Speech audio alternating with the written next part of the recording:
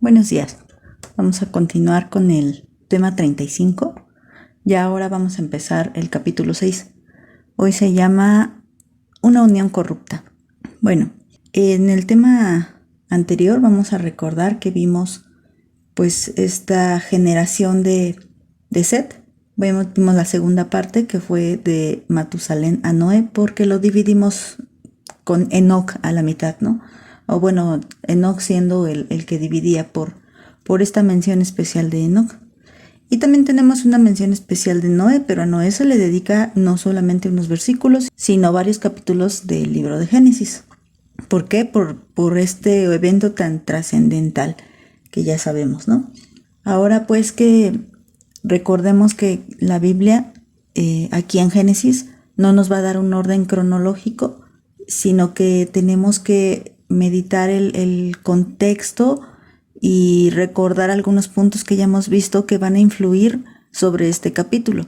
Ya hablamos de la generación de Caín y de otras generaciones de las cuales no hablamos porque la Biblia no las menciona, pero es entendido que hay otras generaciones de otras familias, porque ya estamos hablando ya de, decíamos, cercanos a los 2500 años después de la creación. Entonces, obviamente ya se han multiplicado, les decía que han tenido hasta 70 hijos son los que se han registrado en la Biblia, y no sé, seguramente alguien que no estuvo registrado tuvo a lo mejor hasta más. Es que tenían tiempo para tener muchos hijos y recuperarse bastante bien. Entonces, bueno, vamos a leer del capítulo 6, vamos a comenzar con los versículos 1 y 2. Este capítulo lo vamos a meditar un poco más lento que el capítulo 5, porque aquí nos va a dar más detalles acerca de lo que estaba sucediendo en aquel tiempo. Y ya no estamos hablando de una línea genealógica, sino que ya estamos hablando de un acontecimiento a nivel mundial y muy trascendental para la historia de la humanidad. Bueno, vamos a leer. Dice así: Aconteció que cuando comenzaron los hombres a multiplicarse sobre la faz de la tierra y les nacieron hijas, que viendo los hijos de Dios que las hijas de los hombres eran hermosas, tomaron para sí mujeres escogiendo entre todas. Bueno, dice que después de que ya han pasado varios años, sucede algo, y ese algo era parte del plan de Dios. ¿Y cuál era el plan? Que la humanidad se multiplicara. Se multiplica a un punto que ésta llega a ser innumerable. Al principio se podían contar, pero después ya no se podían contar. Bueno, Dios claro que siempre lo puede contar, pero ya era bastante la cantidad de personas que estaban habitando el mundo en aquel entonces. Y bueno, ellos comenzaron a llenar la tierra. Empezaron a repartirse por algunos lados y empezaron a multiplicarse, a tener hijos. Y hijos e hijas, es lógico, pero aquí están mencionando hijas. ¿Por qué? Porque pasa algo importante, una unión, como lo estamos mencionando en el título, pero fue una unión corrupta. Vamos a ver por qué. En el versículo 2 nos habla de unos personajes, los hijos de Dios. Y aquí nos vamos a detener tantito. ¿Quiénes eran los hijos de Dios? Bueno, este es un tema bastante controversial, porque vamos a ver que algunos estudiosos de la Biblia opinan que estos hijos de Dios se refiere a ángeles, y otros opinan que se refiere a cierto grupo de personas que fueron llamados hijos de Dios en aquel entonces. ¿Qué dice la Biblia acerca de esto? Tendríamos que buscar en otras citas para apoyar, porque las palabras que usa el hebreo original las usa exactamente para referirse a ángeles, efectivamente, pero también para referirse a otro grupo de personas. Entonces, bueno, ¿quiénes son los hijos de Dios del Antiguo Testamento? Esto es algo bien importante, porque en el Nuevo Testamento pues nos queda más claro quiénes son. Pero ¿quiénes son los hijos de Dios del Antiguo Testamento? Primero vamos a consultar el libro de Job, que ya sabemos esta cita. Job, capítulo 1, versículo 6, dice así: Un día vinieron a presentarse delante de Jehová los hijos de Dios, entre los cuales vino Satanás. Si vemos también en el capítulo 2, versículo 1, dice: Aconteció que otro día vinieron los hijos de Dios para presentarse delante de Jehová, y Satanás vino también entre ellos presentándose delante de Jehová. Según el contexto que estamos leyendo en Job, esa historia también muy conocida, estamos hablando de seres que tienen que presentarse delante de Dios a rendir cuentas, entre los cuales está incluido Satanás. Vinieron a presentarse los hijos de Dios, entre los cuales también vino Satanás. Entonces, los hijos de Dios, estamos hablando no de personas. Queda claro que Job no está hablando de personas, ni de un pueblo en especial humano, sino está hablando de seres angelicales. Queda bastante claro que no son las personas las que se presentan delante de Dios para rendir cuentas. Sabemos porque el Señor cuestiona a Satanás, ¿dónde has estado? Y Satanás dice, pues de andar ahí merodeando la tierra. Entonces, tienen que presentarse, incluso el mismo Satanás tiene que presentarse a rendir cuentas delante de Dios. Entonces, los ángeles son hijos de Dios. Los ángeles caídos quiero recalcar esto, eran considerados hijos de Dios. Y otra cita, Deuteronomio 14:1, aquí es diferente, fíjate. Hijos son de Jehová, su Dios.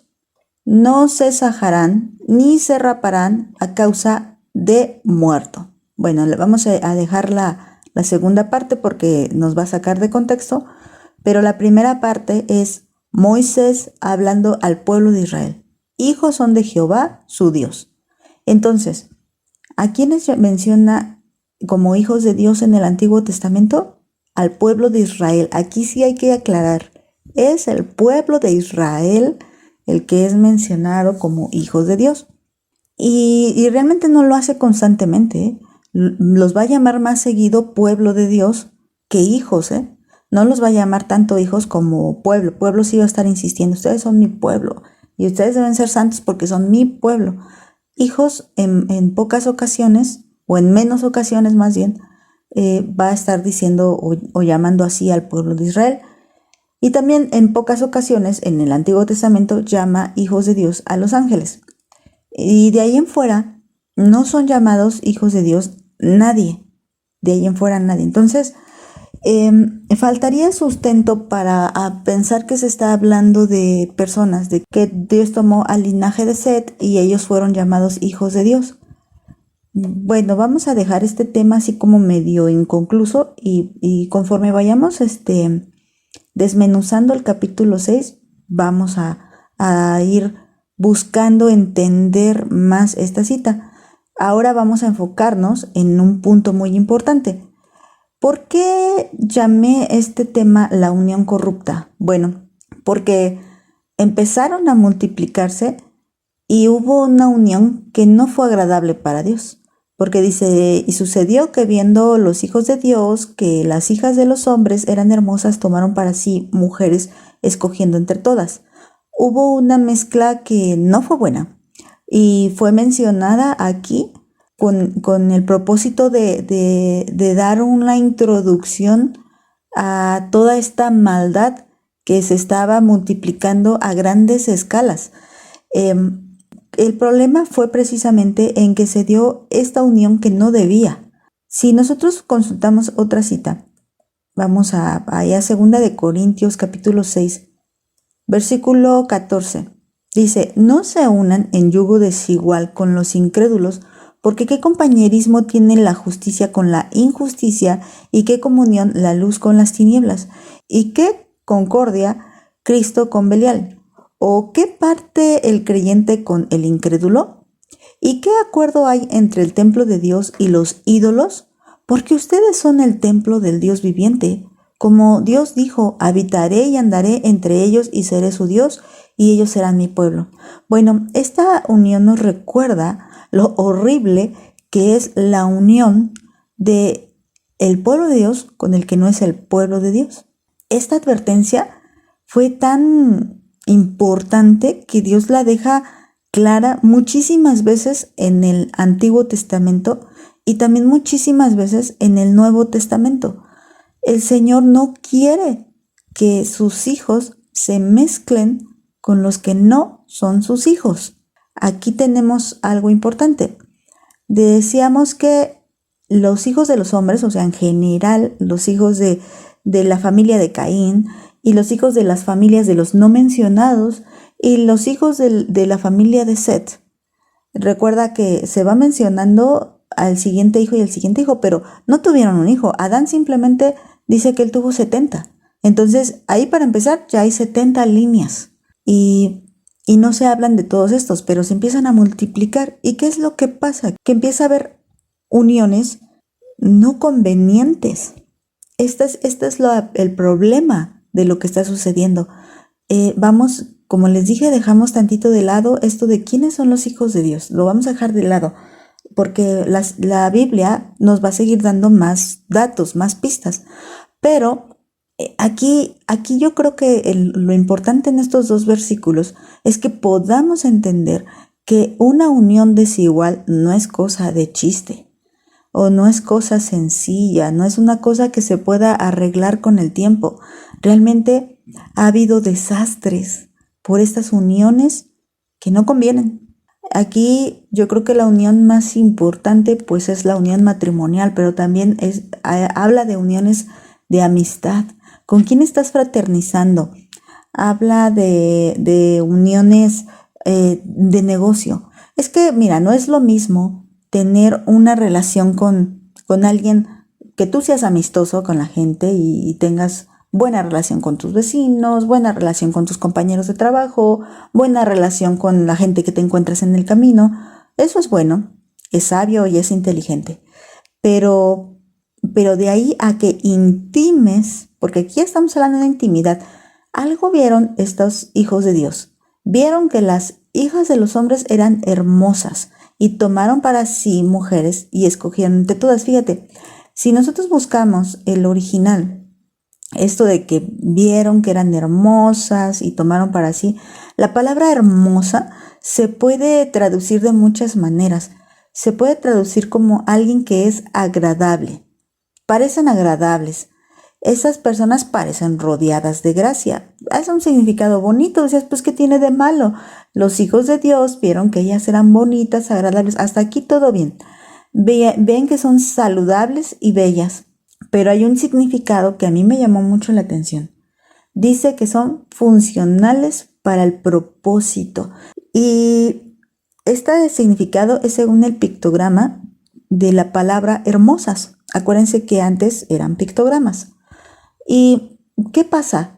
Ellos, los hijos de Dios, examinan a las hijas de los hombres y empiezan a ver, sirve para mi propósito. Si lo trasladamos a nuestro tiempo, los hombres del mundo también examinan a las mujeres y a ver quién conviene. Y estoy hablando no de un enamoramiento, sino estoy hablando de una conveniencia. ¿Por qué la gente del mundo, dice la palabra, es que a veces se comporta con más astucia que uno? Porque ellos observan, esta me conviene, mira, esta puede hacer así, esta no puede hacer así. Pero las hijas, voy a decir mujeres, voy a especificar mujeres, porque son las que más caen en estos problemas. Ellas no se ponen a determinar si realmente conviene o no conviene estar con tal persona, simplemente hablan de un enamoramiento. Y entonces vienen a formar uniones corruptas. ¿Por qué? Porque no deberían. Y el resultado es corrupción. ¿Por qué? Porque si la chica acostumbraba a reunirse, ahora se casa y ya no le dan permiso. Si la chica acostumbraba a orar, ahora se casa y a lo mejor los problemas la desaniman y ya no ora. Y a lo mejor hasta se aparta a tal punto que ni a sus hijos enseña la palabra de Dios. Hubo corrupción, hubo contaminación, porque corromper es eso, contaminar. Hubo una contaminación en el corazón de ella. Y aquí también hay una corrupción. Estamos hablando de los hijos de Dios que toman a las hijas de los hombres. Esta declaración es muy importante, porque los hijos de Dios te está hablando como si fuera un grupo no humano, porque aquí está diciendo las hijas de los hombres. Si fuera una mezcla entre humanos, estaría diciendo, bueno, se mezclaron los que eran del pueblo de Dios con las que no. Pero aquí no está diciendo a las hijas, o sea, se necesitaban mujeres para esta unión. Y entonces, dice, las hijas llegaron a unirse y hubo algo que se contaminó. se contaminó tanto en los hijos de Dios como se contaminó en las hijas de los hombres. Y esta es como la introducción de por qué surge tanta maldad. Y si vuelvo a trasladarlo a nuestra época, ¿por qué hay tantos matrimonios lastimados por esta unión? Tal vez se trataba de una jovencita que sus padres, tanto ella como sus padres, iban a la iglesia y la niña estaba creciendo bien y todo corría como el Señor así lo quiere y le agrada, ¿no? En comunión y todo, pero de repente se atraviesa ahí un jovencito no cristiano, con malas costumbres, con falta de temor de Dios y bueno, muchas cosas que ya sabemos. ¿Y qué pasa? Que se forma un matrimonio, pero un matrimonio no cristiano, un matrimonio que no glorifica a Dios, un matrimonio que no enseña a sus hijos buenos valores, un matrimonio y así. Y es difícil, ¿no? Pero esto es lo que está pasando y es el resultado lógico. ¿Y qué va a surgir después? Maldad, más maldad, más maldad. Y bueno, solo Dios puede romper este ciclo, pero es bien importante que entendamos por qué Dios fue tan tajante al decir que no nos uniéramos en yugo desigual. Bueno, vamos a dejarlo aquí. Se queda muy inconcluso el tema, pero apenas vamos empezando el capítulo 6. Que Dios les bendiga.